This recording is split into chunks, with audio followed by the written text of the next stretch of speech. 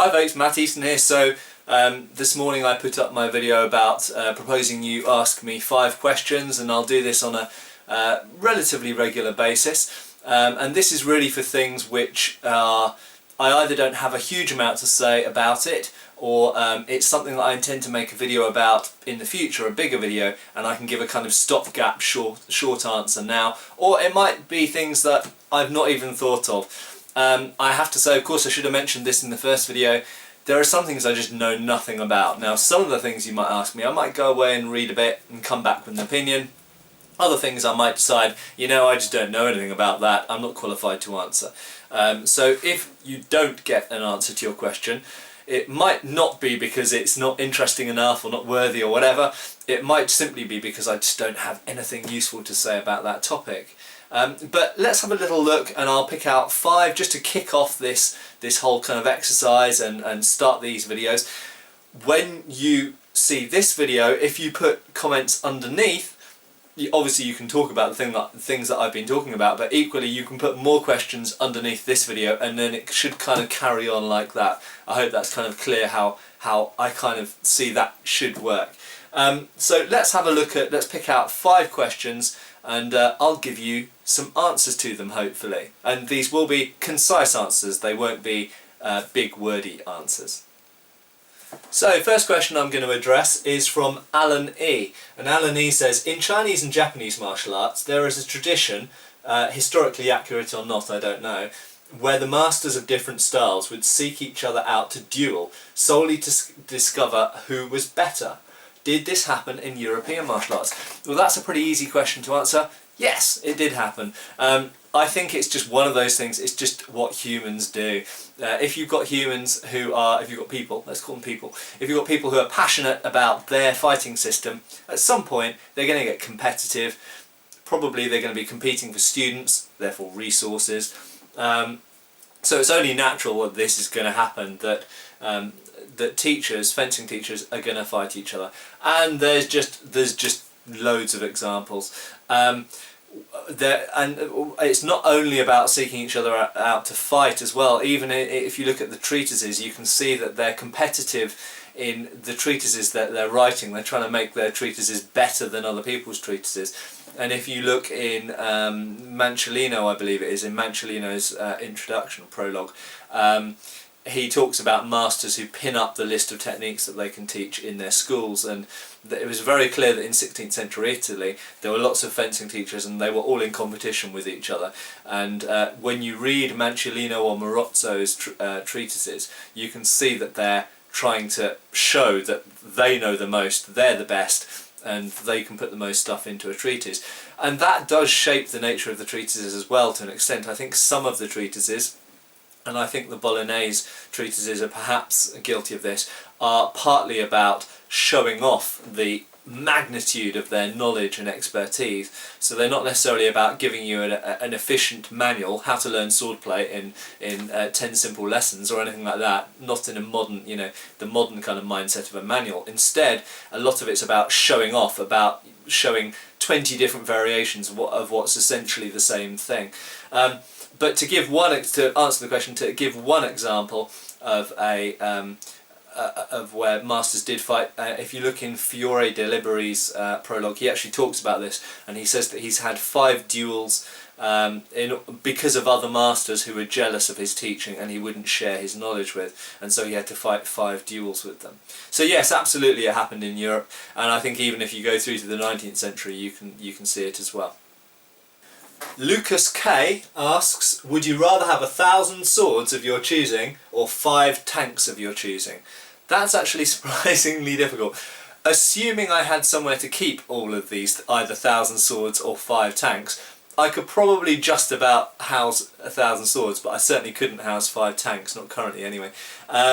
Which would I choose? I mean, I'd have to say 1,000 swords. I know what I'm doing with swords. I love tanks. But I'm not mechanically minded at all, and I don't really know what I would do with 5 tanks. It would be fun if I had the use of 5 tanks whenever I wanted them, but I wouldn't want to have to look after them and upkeep them and stuff. So no, let other people own the tanks, and maybe if anyone out there owns tanks and would like to let me have a go on one, then I'd be really happy about that, particularly World War II tanks. But no, 1,000 swords it would have to be. Okay, so Flotis Par, or Flotis Par, says, what is your opinion of the arms/armour and fighting in the Lord of the Rings movies? I'm only going to be very brief on this. I'm only addressing this because I get asked so much about Lord of the Rings, and for some reason it is something that I plan to cover, but I just haven't really got around to dealing with Lord of the Rings very much. I love the films. I've never read any of the original Tolkien books, although I've kind of always intended to, but never had time to. I don't read a lot of fiction in general, unfortunately, because I've always got loads of factual books on the go at the same time. But I like the Lord of the Rings films. What do I think about the fighting? It's pretty good, actually. You know, HEMA people will probably go, Matt, what are you talking about? It's bollocks, blah blah blah. But actually, let's put it in context. If we compare it to all of the movies that are out there and all of the movies that feature swords, actually I think the combat in the Lord of the Rings films, for the most part, is pretty good. Most of it looks like fighting, and ultimately, or it kind of looks like the movie version of fighting, but ultimately that's kind of what you want from a movie, isn't it? You want fights to have tension, to look somewhat believable, yeah, and I think the Lord of the Rings films do that. In terms of the equipment, I have always said one of my big regrets about the Lord of the Rings films is the age of technology that they decided to put the movies in comparison to the books. Now, I've said I haven't read the books, but nevertheless I'm very aware of the fact that the Tolkien's books were supposed to be set in a period of technology that was somewhat equivalent to the late Dark Ages, early Middle Ages, you know, probably up to about the 13th century. Whereas the films, a lot of if we look at Gondor, for example, they've put them in head-to-foot plate armour, and there are all sorts of problems with that. First of all, to me, it doesn't fit with the aesthetic of the movie. If you look at the technology of the buildings and the settlements and the wagons and everything else that they've got, it doesn't really fit with an age where full head-to-foot plate armour is being made, or essentially what's 15th century or 16th century style plate armour. It doesn't really fit with that, but also it introduces problems of the fighting, because as I've said in many of my videos, when you're fighting in armour you try and bypass the armour. Yes, there are some weapons like poleaxes and maces where you can just smash the armour, but generally speaking, with swords for example, you have to thrust in gaps and wrestle, and they don't do this in the Lord of the Rings films. They just hit the armour, or they just shoot arrows at the armour, and people would just get wounded through the armour. So if they're wearing head-to-foot plate armour and it's not protecting them from orc arrows, what's the point of the plate armour? Why bother wearing armour that's heavy, hot and cumbersome and expensive and difficult to make? Why have that armour if it doesn't protect you from goblin arrows? Doesn't make any sense. So I'm not a huge fan of 50% of the armour in Lord of the Rings, and there's certain things like Gimli's helmet has a nose piece which clearly rests on his nose, and every time I watch Fellowship of the Ring I'm just thinking, oh my god, if someone hits him like hard on the top of his helmet, that's a broken nose. So there's some things in there which are really badly designed, and I'm not a huge fan of the armour, to be honest, although I quite like some of the aesthetic sense of what they've done. I quite like some of the elven stuff in there, and the dwarven armour looks quite cool, I suppose. It essentially looks like they've just copied Games Workshop, haven't they? We all know that they've copied Warhammer, but the fighting's pretty decent. There we go, that was my short answer. So Giloop or Giloop92 says, when did combat in full armour start declining? By declining I mean that people started not wearing some pieces of the armour, like arms or leg protections. Quite simply in the 16th century, and you know, if you read most textbooks on the subject they will put it down to gunpowder, and I think by and large, in a roundabout way, that's basically correct. And that doesn't just mean because bullets penetrate armour. I think it also means that because of gunpowder, the nature of warfare changed a lot. So artillery became incredibly important, and also massively changed, for example, sieges. Sieges in the earlier medieval period, until the sort of second half of about the middle of the 15th century, when guns started to become really important, especially in the 100 Years' War. Until the middle of the 15th century, sieges, for example, were conducted in a certain way, and as soon as large caliber and numerous large scale artillery pieces came along, for example, the siege of Constantinople or the final battles of the 100 Years' War, as soon as lots of big guns come along, completely changes how you can besiege a city or a town or a castle. And of course battles as well, set piece battles completely change, because it becomes more about deploying your artillery and protecting your artillery. And similar thing with arquebuses and thereafter muskets. It became about deploying your firepower but protecting your firepower. So pike blocks started to be used in quite, we could say different ways, or they became more important. And so warfare just changed massively in the 16th century. And really by if we compare 15th century warfare to 17th century warfare, it's like so different, like massively different. And that period of change really happened in the 16th century. You could say at the end of the 15th century and the first bit of the 16th century. So we're talking about from about between 1450 and 1550, warfare changed massively, and armoured combat in warfare, armoured soldiers, became far less important. Yes, cuirassiers or heavily armoured cavalry, heavy cavalry, did still exist. However, by and large, with a few rare exceptions, they weren't very important on the battlefield anymore. Now, outside of warfare, of course, we have tournaments, and it has to be said that full armour was still used in tournaments throughout the 16th century. So there we go. I hope that's a relatively short answer to the question. So Brian Griffin, I guess, I don't know if he's the Brian Griffin from Family Guy, I don't know, but pretty cool if he watches this channel. But he says, actually, I know you're more geared towards European history, but could you speculate on why the Western Hemisphere people did not develop into the Iron Age even after Viking contact in North America/Canada regions? Or do you have any knowledge of why this development did not happen? I found it interesting that the American peoples seem to have developed at a rate several hundred years behind the rest of the world as far as technology is concerned. I take issue slightly with that last sentence, because there are lots of parts of the world which were at the same stage of development as the North American Native Americans before the arrival of the Portuguese and Spanish and English and Dutch and all the Europeans in the end of the 15th century and into the 16th century. There were lots of parts of the world which were at an equal level of technological development, but of course technological development is a thing that, I have a background in archaeology and anthropology, but I want to state when I start waffling now, I'm not an expert on this. I'm not an up-to-date anthropologist.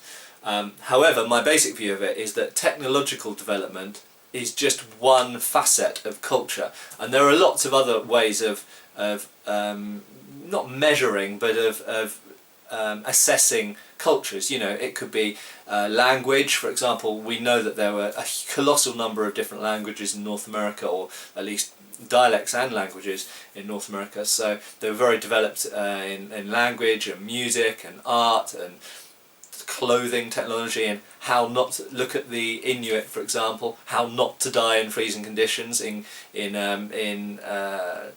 Greenland, for example. When the Europeans settled in Greenland, they essentially died off. So being able to make, for example, swords is one very specific way of measuring development, whereas in many ways the Inuit, for example, were far more developed, like how to stay alive in the Arctic. But anyway, so I don't want people to think about level of technology as measuring the development or worth of a culture, because that's just bullshit. The other thing to mention, of course, is that development of technology is very often a result of external threat or pressure. Okay, So if we could surmise that that technological development, whether it's farming or weapons or written, writing, written language, developed in a certain part of the world, North Africa, Southern Europe, around the Aegean, this area where there were essentially the middle of lots of different cultures, where there was a huge amount of not only interaction, like positive interaction, an exchange therefore of information and stimulus of ideas and new technologies and stuff, all intermingling in this area of the world, but also of course threat, because whenever you get nations or countries or empires next to each other, they try to fuck each other over, and this is just normal. Okay, countries or empires or whatever you want, regimes, whatever you want to call them, will try and rise to the top of the... It's what humans do. Okay, we try. It's survival of the fittest, and they will try, for the most part. There are some rare exceptions, but for the most part, they will try to succeed over the other people. Even if we take somewhere like New Zealand, for example, if we take the Maori in New Zealand, they had reached a status quo before the Europeans turned up. They'd reached a status quo, lots of different tribes or peoples who were constantly warring, but constantly in a sort of state of balance. As soon as Europeans turned up with the musket trade, the so-called musket wars began, because suddenly you've got one group of Maoris have muskets and another group of Maoris don't have muskets. And what happened? The group of Maoris with muskets went, fuck this, we can shoot those guys to death and take their land and their yams or whatever they want to take, and we're going to conquer them. And that's what happened. And then the other group went, oh shit, we better quickly make an alliance with some other people, band together, get bigger, and then quickly trade for some muskets, and whoa, we've got a war. There we go. So as soon as you get an external impetus, whether it's a new technology or a new group of people trying to invade, or even disease coming in and imbalancing groups, all sorts of mechanisms create this kind of sudden need to advance. So to cut a long story short, if we're specifically talking about the people of North America and Canada before the Europeans turned up, they'd for the most part reached a status of a level of status quo, a level of balance, where the technology that they had worked at that time. As soon as horses came along and as soon as muskets came along, they very quickly adopted them and completely changed a lot of their cultures. I mean, the North American plains Indian culture, plains culture, was based around horses, and very simply, there were no horses there until the Spanish brought them there. Spanish and Portuguese brought them there. So sudden injections of technology massively change what goes on and can completely change culture. To answer the question specifically, why did the arrival of the Vikings, for example, in Vinland in North America, why did it have no noticeable impact on the Native Americans? Because it was a tiny number of people, as far as we can tell. It seems that it was a really, really tiny number of Scandinavians travelled across via Greenland, landed in North America, probably did a little bit of trading, and what difference is a tiny number of people with a tiny number of iron objects really going to make to a continent full of people with a certain level of essentially Stone Age technology? It's not going to make any difference at all. These have been my 5 questions for today. Keep them coming, put more questions under here. Sorry for those of you whose questions I didn't answer today, but if you keep asking them, we'll probably at some point answer them. Cheers folks! Thank you for watching. Please subscribe, follow us on Facebook. You can buy t-shirts through Spreadshirt, support us on Patreon, or follow us on Pinterest. Thank you.